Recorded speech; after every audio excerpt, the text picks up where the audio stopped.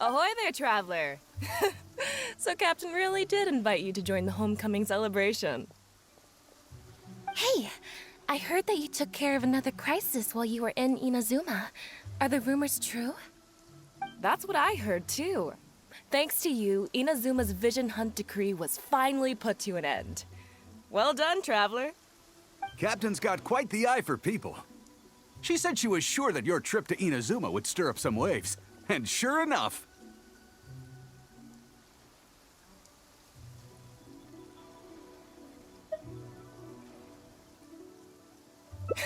Look at you, being so modest. We all know what you did to protect Liyue Harbor. I've heard that they tell stories about you in Mondstadt, too. The honorary knight. Pretty impressive. I'd say someone of your caliber would be right at home in the cracks. Right, sailors? That's right. Wow, I'm getting excited just thinking of being the Traveler's crewmate. Hey, what do you say we arm wrestle? I was worried you'd be too busy to show up. Oh, Captain on deck! Captain, we were just trying to talk the Traveler into joining the crew. Yeah, come on, Captain Beidou. Surely you've got a way to get the Traveler on board. Oh, he's on board right now for the celebration, isn't he? Yeah, but just one celebration together is not enough. You know what we mean, Captain. All right, I get it now. There is something special about you, Traveler. You earned everyone's respect, myself included. So it goes without saying that the Crux would be honored to have a crew member such as yourself. No doubt about that. But then again, a hero like yourself doesn't just set off on a journey without some bigger purpose in mind. So should a hero really drop what they're doing just to spend day after day drifting at sea with us? Well, if that were the case, then the Crux, known for always moving forward to the next horizon, would instead be holding someone back. Right. I guess we didn't think that part through. Remember, rather than seeking out strong members to join us, you should be focusing on making yourselves the strongest that you can be. If we are powerful, they will come to us. Isn't that why everyone here chose to come aboard in the first place? Yes, a strong sailor is always looking for a sturdy ship. I guess I almost forgot the first lesson you ever taught me. Thanks for the reminder, Captain. Just be sure you all keep that in mind. Now, there's no more need to hound the Traveler, as you were. The Traveler and I have something to discuss.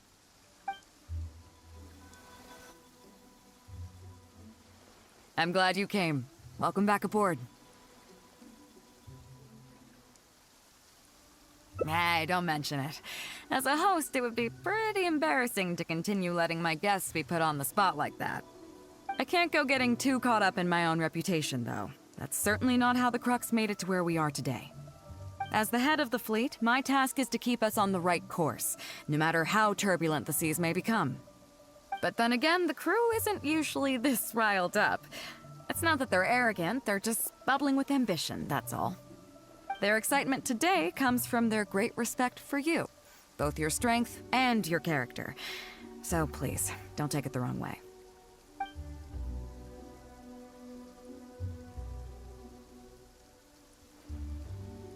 Oh, is that so? Well, it just so happens that we're doing some recruitment and training for new crew members while we're back. It'll be a first-rate chance to learn the life of a sailor. Since you're interested, why don't you come along and experience a sailor's life firsthand? I'm curious to see if you'll take the sea by storm in the same way you have on land. Good. Come with me. I've got something interesting for you to see.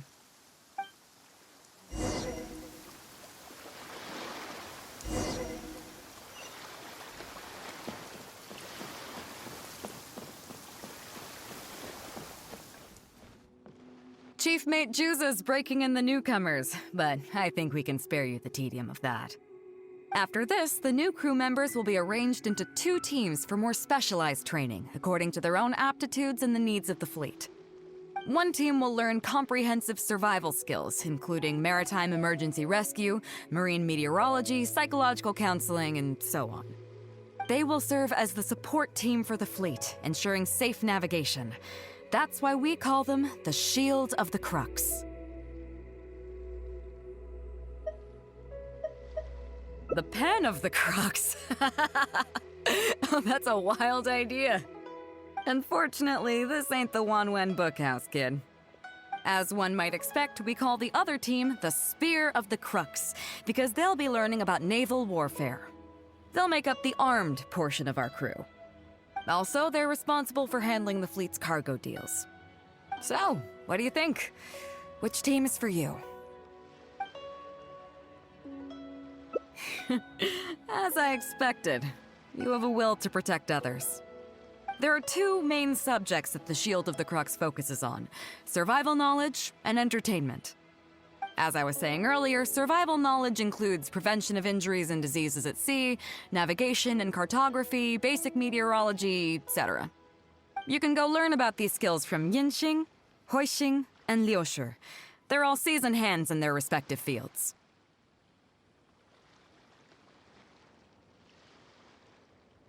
Each sailor has their own strengths and weaknesses. I'm no rookie, of course, but you shouldn't underestimate the knowledge of the crew. If there's anything I'm most proud of in the fleet, it's my people. Go and get to work. I'll have some questions to test you later. I look forward to seeing how you do.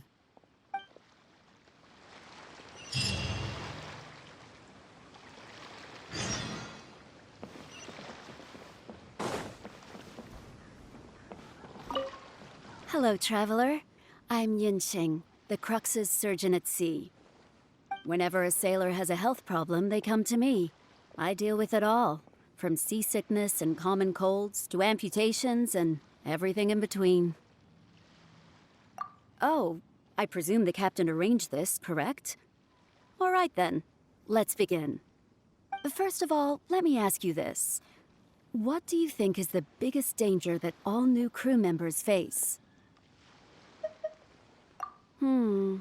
That can certainly be a problem at sea, but it's not the biggest danger. The most dangerous thing for a newcomer is to underestimate the dangers of life at sea. Oh, I have seen many new crew members who see themselves as young and fighting fit and have no regard for safety.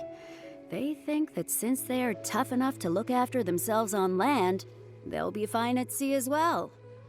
Those are the ones that always end up in the sick bay.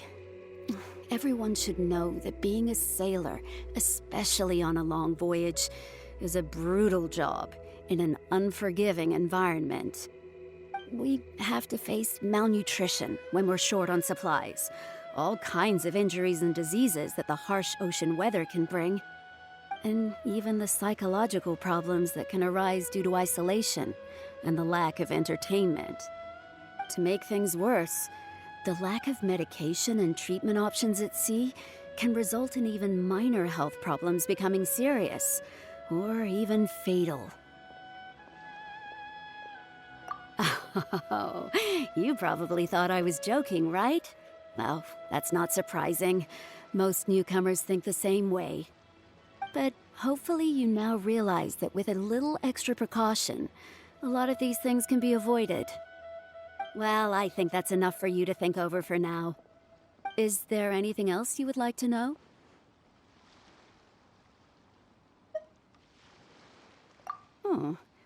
Are you concerned about them? No wonder Captain Beidou thinks you're different. There must be more to you than just your strength. If you can convince Mora Grubber to show you the books, you'll see there is a regular fixed cost, titled Convalescence Payments and Incapacity Support for Injured Crew Members. Regardless of the fleet's income, those who have fought alongside us will certainly receive their compensation every year. Some of those that have returned to land have started small businesses, while others have chosen to go out traveling the world.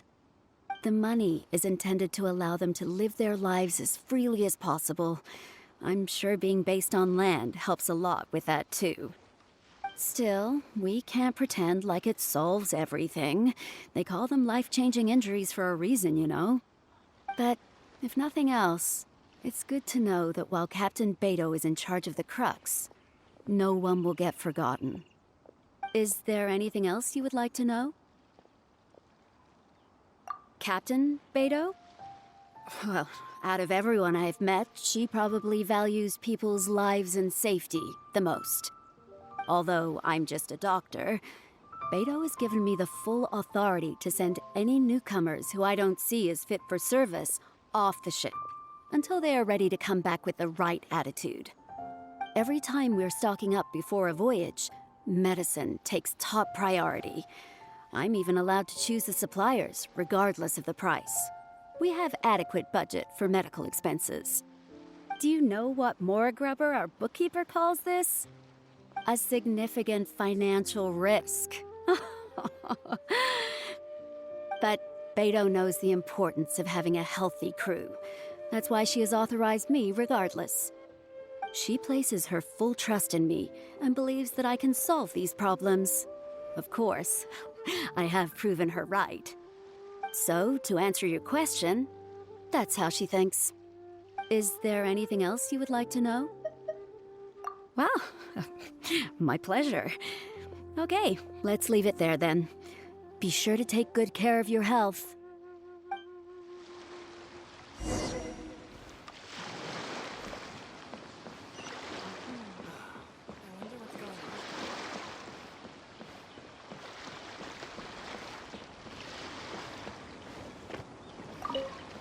Sorry about earlier, Traveler.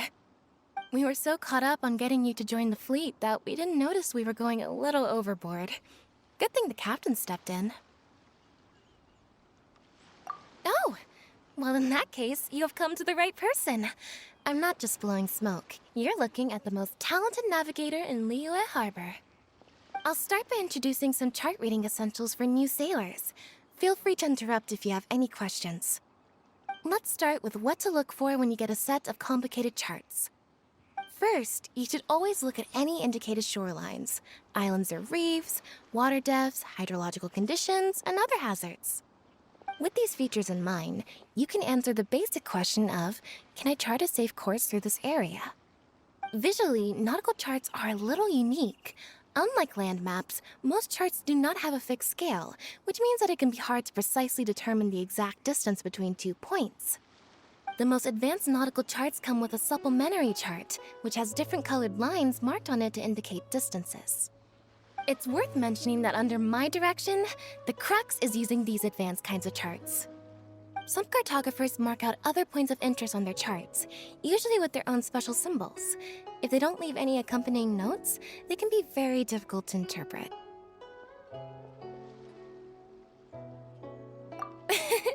Not only those, we have tattered and torn charts that we've picked up from all over the place. To be honest, it can be quite a challenge, even for me. Some of these charts are really old and have symbols that I've never seen before. But if we don't decipher them, we will certainly miss many secrets of the sea. Fortunately, we have the captain with us. She managed to find some ancient books on semiotics that I can use to study the charts further. I don't think anyone other than our captain could manage to get these kinds of resources. Old charts and ancient books on semiotics are not the kinds of things that are sold in your average marketplace. Oops, I've gotten off topic. Well, that just about covers the basics of chart reading. Is there anything else you would like to know, Traveler?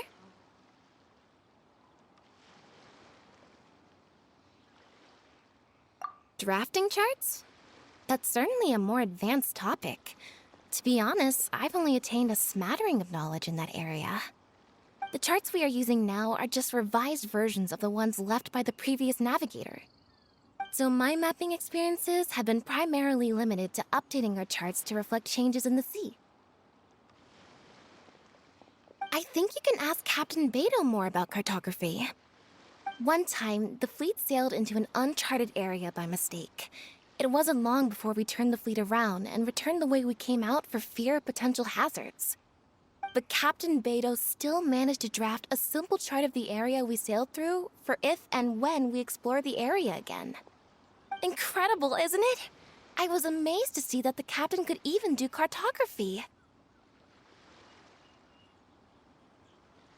Because I have the talent, and she doesn't want to let it go to waste. She treats the whole crew that way. I initially had the same question myself. After all, in many fleets, the captain also works as a navigator. I couldn't understand her reasoning at the time, so I asked her. She just laughed and told me to wise up, saying that even Rex Lapis never fights alone. She wants everyone on board to master their role, so that the crux is not floating on her alone. That way, if the day ever comes when she's no longer with the fleet, we will still be able to sail onward without her. Captain Beidou may seem aloof and even act careless sometimes, but the truth is that she's very considerate of everyone on board. Is there anything else you would like to know, Traveler?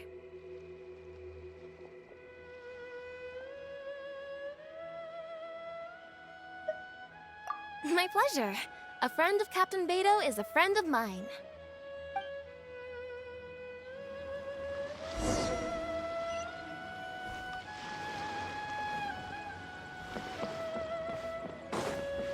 Ahoy there, mateys!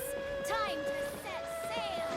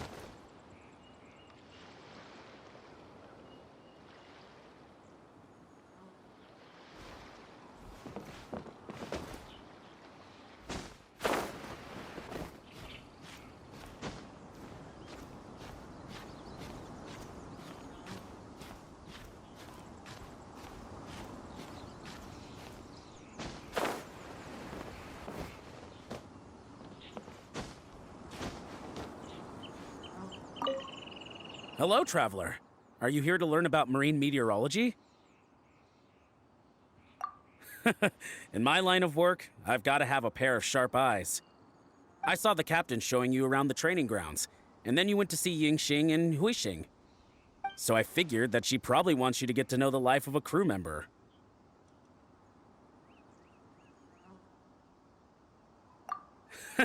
Okay, let's get started. First, I'll introduce you to the basics of meteorology. Marine meteorology basically means keeping tabs on the weather as well as other ocean phenomena, so things like sea fog, storm surges, waterspouts, and so on. These are all potential threats to safe navigation.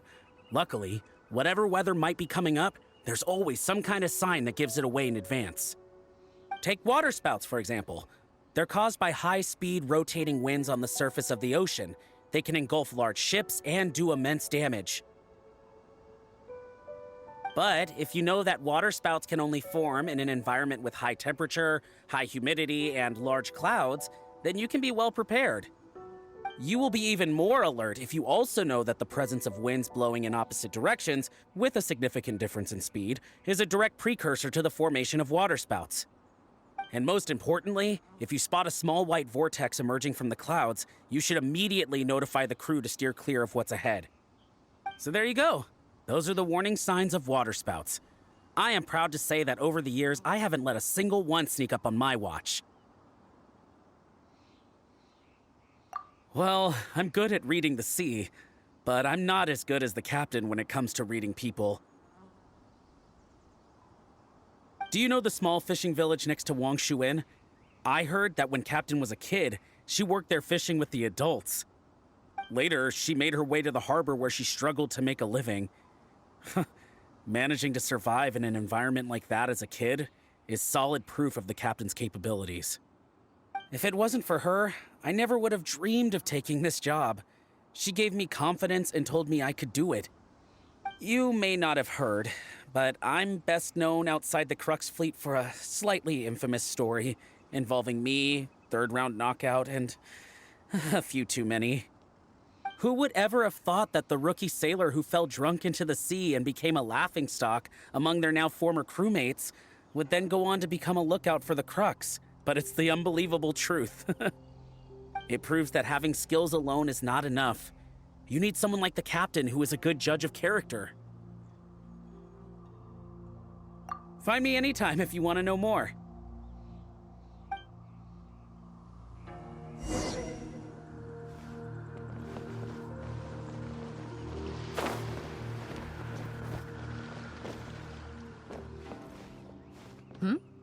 So you've already finished talking to the crew, huh? I thought it'd take you a while longer. So, what did you think?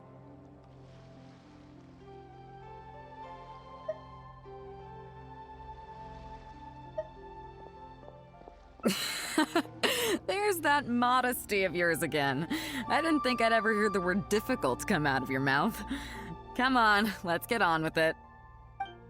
First of all, life on the sea isn't always plain sailing. Injuries and illnesses happen all the time. But what is the single biggest danger facing crew members? Is that your final answer? All right, on to the second question. As you've just learned, the fleet plots its route using nautical charts. The charts used by the Crux have additional charts attached. The supplementary chart has lots of lines in various colors for added reference. What is the purpose of these lines?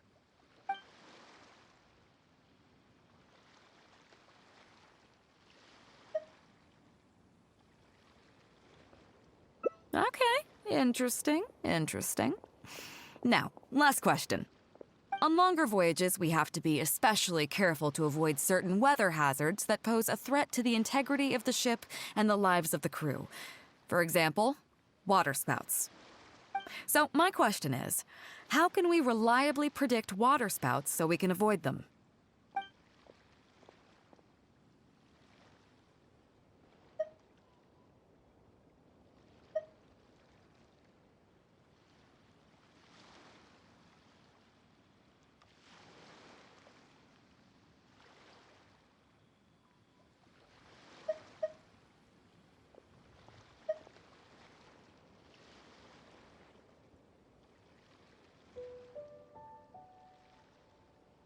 Okay, those are all my questions. Do you want to know how you did? I gotta say, each time I think I've wrapped my head around how great you are, you surprise me with something new. You got them all correct. They weren't the most difficult questions, but they weren't ones you could bluff your way through either. You've clearly been paying attention to my crew. Okay then, now it's time to apply that endless talent of yours to learning some new recreational activities.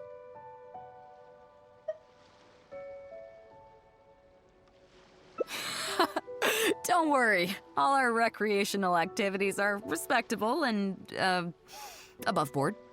You need to realize that being out at sea might be fun for the first few days while everything's new, but before too long, looking at the same old sea every day and being so isolated from everything can really cause people to struggle mentally. That is why regular recreational activities are an absolute necessity. We offer a lot of fun courses for our newcomer training, including fishing, photography, chess. Oh, and thanks to Kazuha, these days we also offer poetry and music appreciation, as well as communal wind listening. Each newcomer has to participate in at least one, so that they've got some way of keeping themselves occupied at sea further down the line. Of course, if you'd prefer wrestling sea monsters with your bare hands, that can be arranged. Well, for today, at least, let's stick to the training schedule drawn up by Juza. If I remember correctly, it should be photography today. Come on, I'll show you.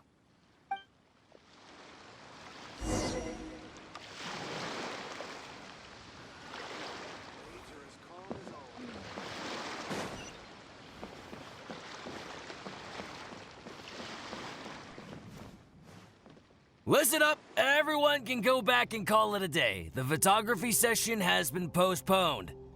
What's going on here, Juza? Oh, Captain, there you are. Well, Captain, the photography teacher just sent word saying that she's fallen ill and doesn't want to risk coming in case she keels over in class. I see. That's quite unfortunate. Oh? Quite the multi-talented one, aren't you? In that case, why don't you help us out and lead the class today? Yeah, unfortunately, the original teacher canceled at short notice, so there's no time to schedule anything else instead. It would be great if the Traveler could step in as the teacher for the day. It's up to you, Traveler. Great, it's settled then. Juza, let's muster everyone over here to meet the new teacher. Yes, Captain.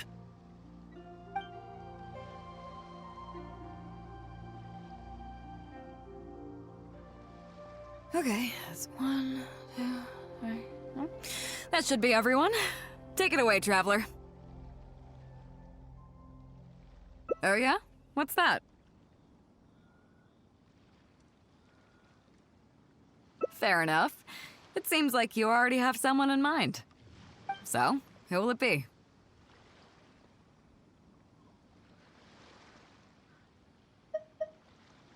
Me? Well, we could do that. Or... Guyunstone Forest looks extraordinary today. It'd be a pity to not capture the scenery for posterity.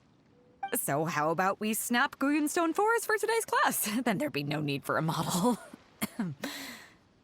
Come on, Captain. We talked about this. The photography class is supposed to be portrait photography. Have you forgotten? Scenery looks nice at first, but it gets boring after a while.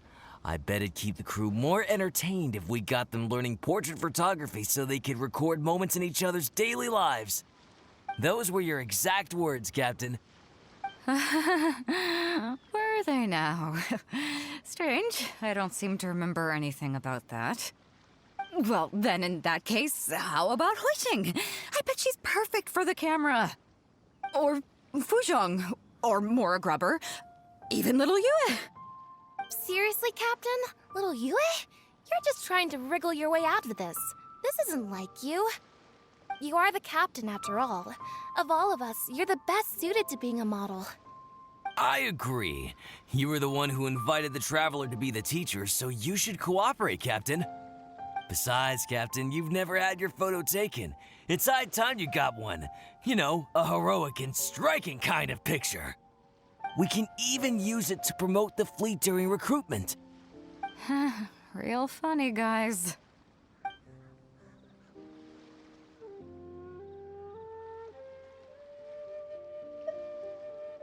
Well, if you say so. I'm not one to spoil the fun. So, what do I do now, Traveler?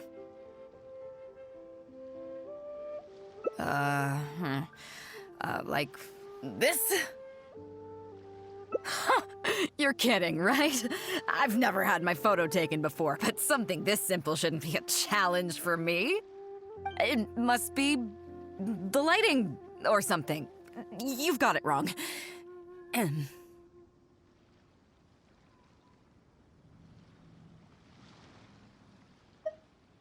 I never said that. You mean go somewhere else, then bring the final photo back as teaching material? Sounds good to me. That's a good idea, isn't it, guys? The lighting may still be a problem. But I'm open to persuasion. If you have a suitable place in mind, I can consider it. Just to be clear, I won't necessarily agree. It depends on the place you have in mind.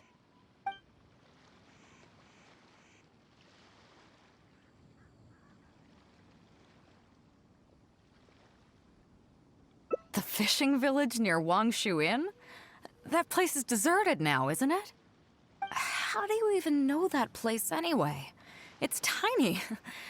I don't think I've ever seen it on a single map. I'm surprised that you remember such a trivial detail. He's right, though. I did live there for a while. And now that you've mentioned it, it's given me the urge to go back and take a look around. Well then, let's go. We can take this opportunity to pay my old home a visit.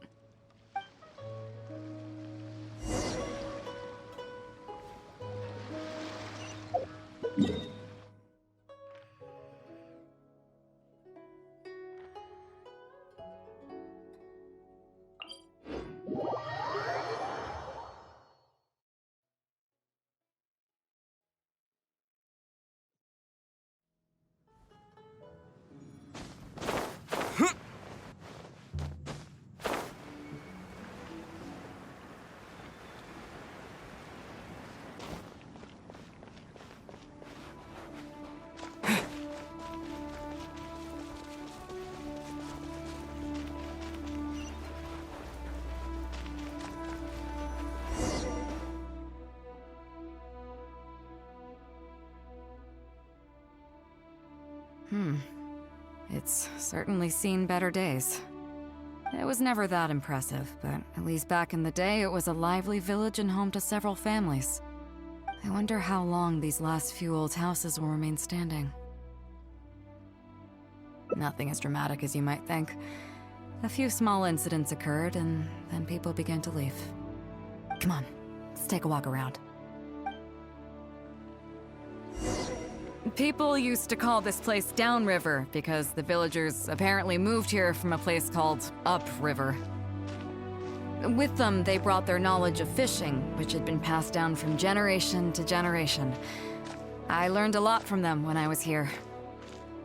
Now Upriver is long gone, and Downriver is all but deserted. It won't be long before no one even remembers what these places are called.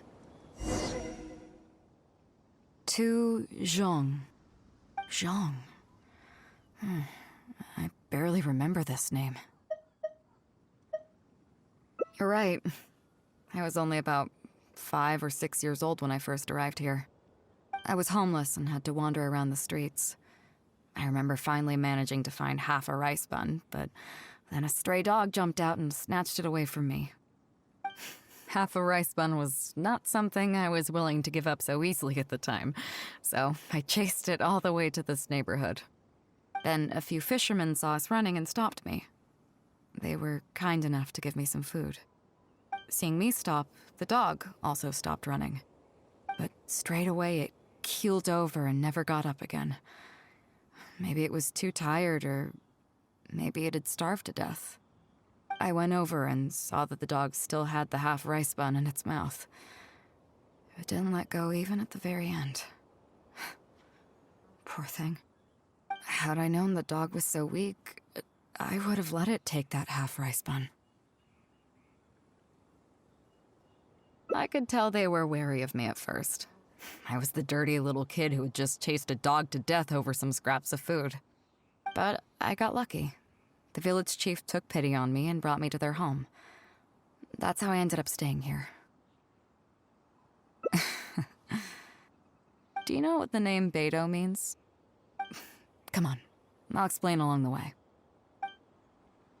About a year or two after I arrived, the village chief fell ill during the winter and passed away. During that same period, the harvest was getting worse and the fishermen's catch was getting smaller day by day.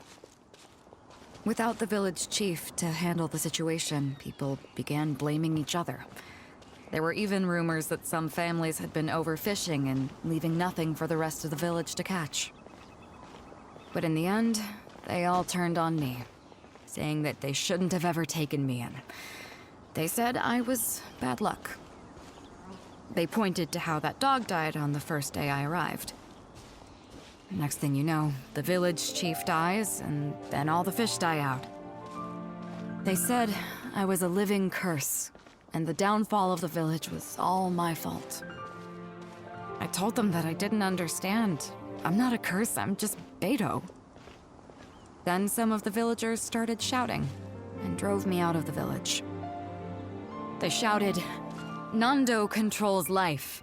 Beidou controls death. Beidou controls death." Before then, all I knew about my name was that it had something to do with the stars. It wasn't until then that I realized that Beidou was a constellation. And the Alcor, one of its stars, was an omen of death. Here we are. This is the old house of the village chief. I bet he never expected that the little girl he took in would grow up to be seen as a curse that brought about the village's total destruction.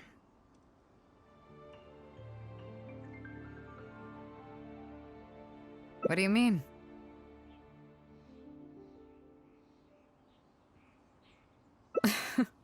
Is that all? And let me guess. You got to Inazuma and the Electro Archon's Gnosis was taken as well? Well, you seem to wreak havoc on a grander scale than I ever could. Oh, I get it. You're trying to convince me that I'm not cursed. I appreciate it, and I'll take it. Let's not forget that the people whose names stick around are the ones who emerge from the stormy seas unscathed, and the ones who get swept away in the wind are the fledgling birds who couldn't hack it. I, for one, have never encountered a storm I couldn't weather. But your journey's far from over, isn't it? Just remember, there's no telling what else you might encounter in this vast world. So if you ever find some idiot trying to brand you as a scapegoat just because you're the one who lived to tell the tale, tell them Captain Beidou demands to have the honor along with you. Remember, you'll always have the captain of the Crux to back you up wherever you go.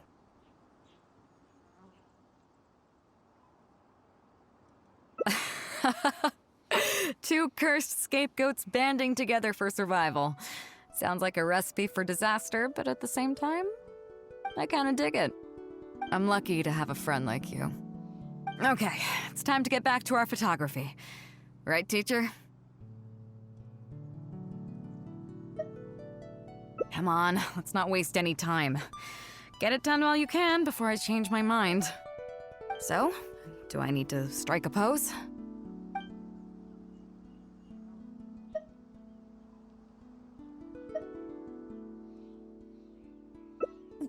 What? The nerve! What do you think this is? I don't want to do this whole modeling thing. Hey, cut it out. No more pictures.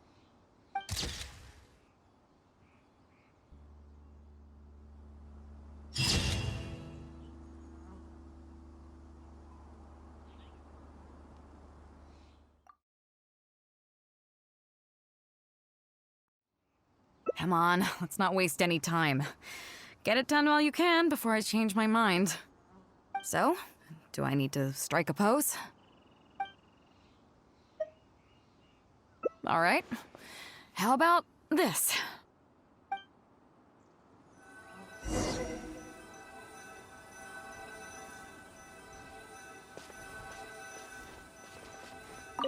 How about this pose?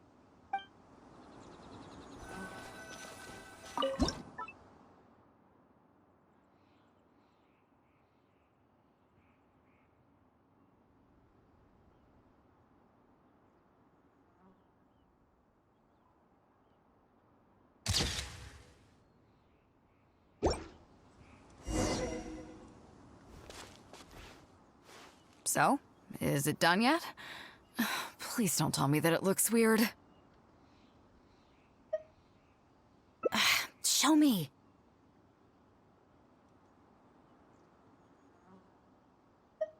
Yeah, sure, whatever. Now give it here.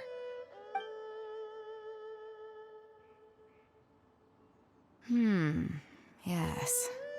I see. All right. On behalf of the Crux, thank you very much for your photography class today. You've been an excellent teacher, and I couldn't be more satisfied. Now, as captain of the Crux, I am exercising my official right to requisition this photograph for future promotion and recruitment purposes. So I'm afraid I'll be holding on to this. That's fine with you, though, right?